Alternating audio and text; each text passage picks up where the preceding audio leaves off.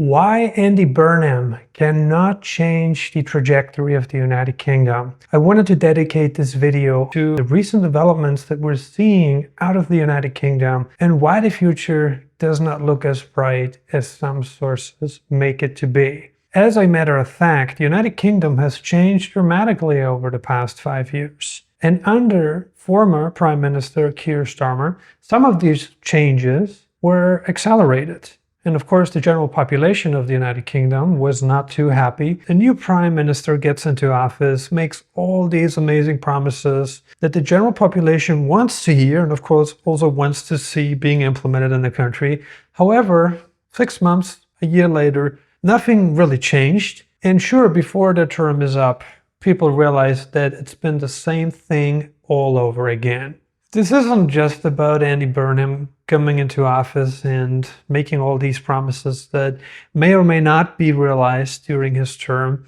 This is really a universal picture that politicians have created to obviously attract optimism and make the changes that are necessary, at least as long as they are in the process of winning in a general election. Now, what really changed in the United Kingdom since 2020, and why you might be interested in leaving the kingdom behind you, is that productivity has been at an all-time low. This union used to stand for productivity, growth, imperialism, and all these achievements that, of course, have become a rarity in the 21st century. And British citizens are really asking themselves, what does the future of my country really hold? Like so many Western countries in the 21st century, the United Kingdom is facing housing shortages, ever-increasing rental prices, massive inflation, by the way, and even labor shortages that don't seem to be slowing down. What most governments have in common, anyway, is that they're spending more than they're generating. And guess what? The United Kingdom is no exception.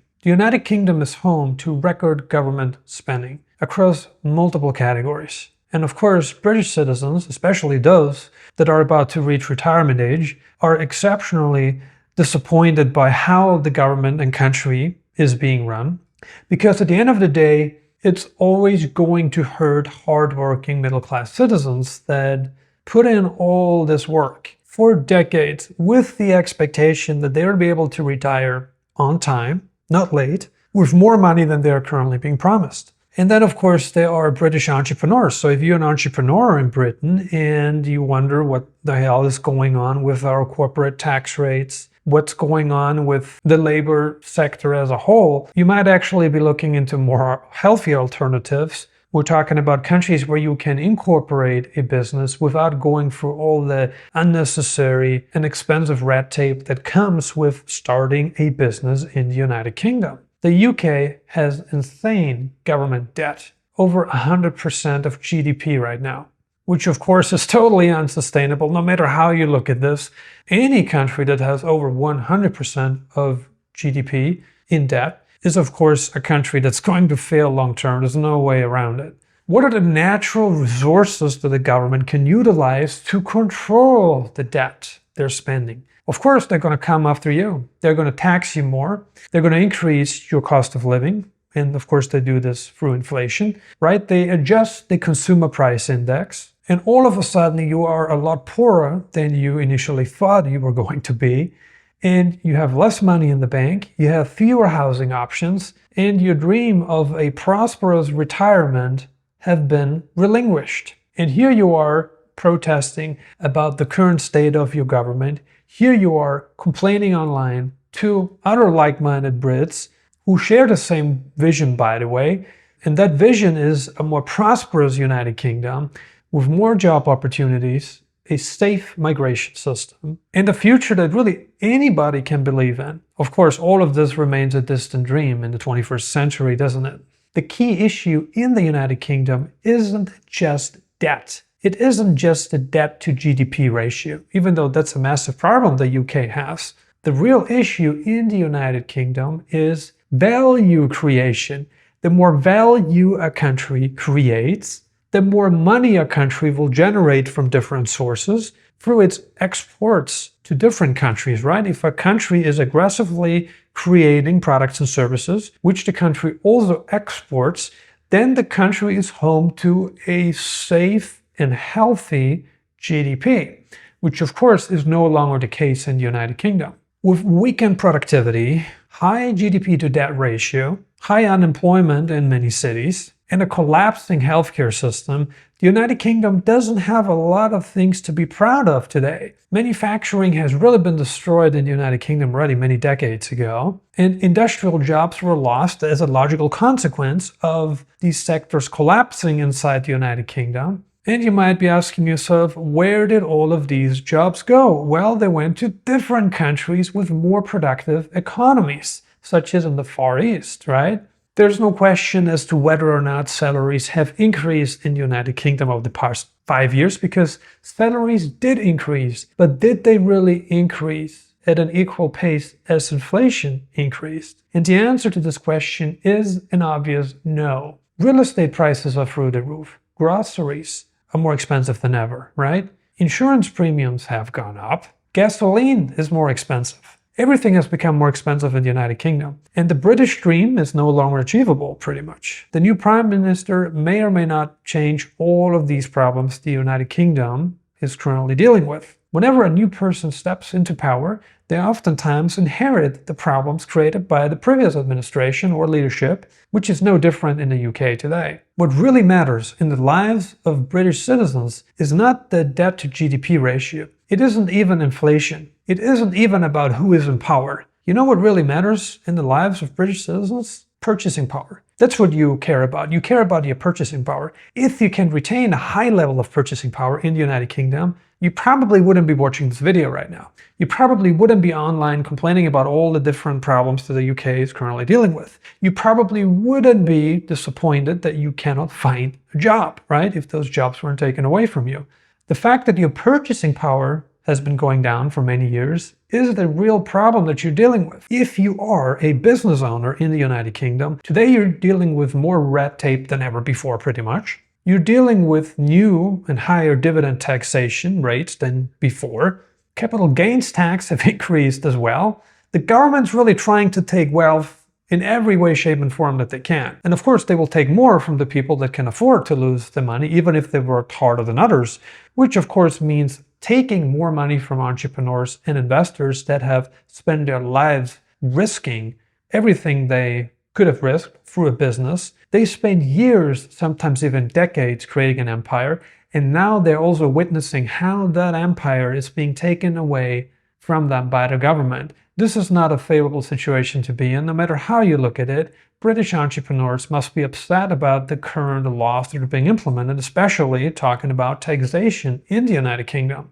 What really stops people from starting businesses in the United Kingdom is the cost of compliance. The cost of compliance is higher than ever before. British citizens now go to the United Arab Emirates to start over in a country with a low corporate tax rate, less red tape, and a more favorable compliance system that people can comply to without breaking their bank accounts, without risking their profits, without undergoing unnecessary processes that they shouldn't even have to deal with, because at the end of the day, it's entrepreneurs, it's investors that are taking the risks to build the economy of any given country, yet those people are punished the most by the government. Britain is not the easiest place in Europe to build wealth anymore. It just isn't. It has become one of the hardest places to build wealth. Ever increasing corporate taxes over the past 30 years, right? If we're looking at that, ever increasing wealth taxes, ever increasing inheritance taxes, right? Brits have very high VAT as well. I mean, the tax rates are just through the roof. If you calculate the percentages that you're paying in taxes, I mean, you're almost paying 100% of your money in taxes. If you're a high earner, you're almost paying 100% of your money in taxes anyway. You almost have nothing left, right? And yet you're taking all this risk, and the government is really only participating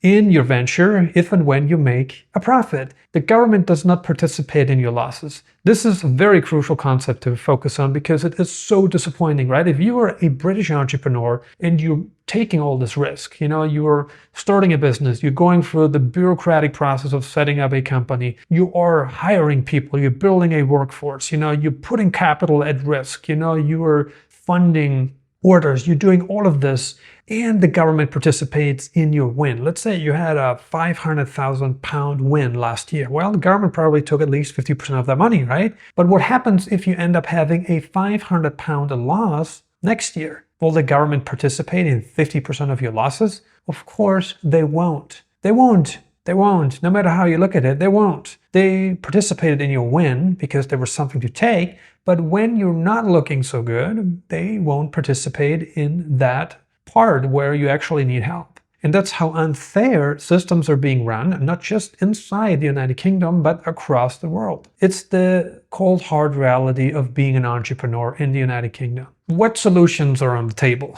right?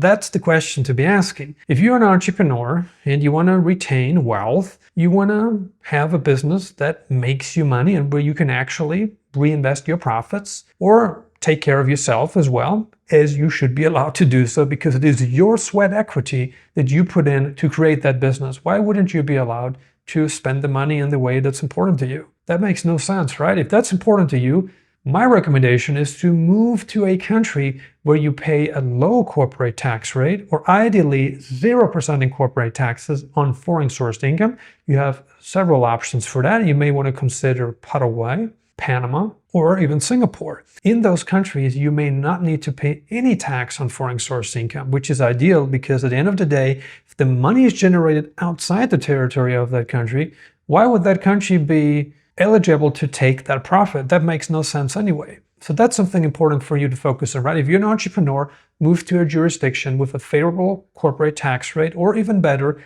a 0% corporate tax rate. And there are many countries that I could mention here.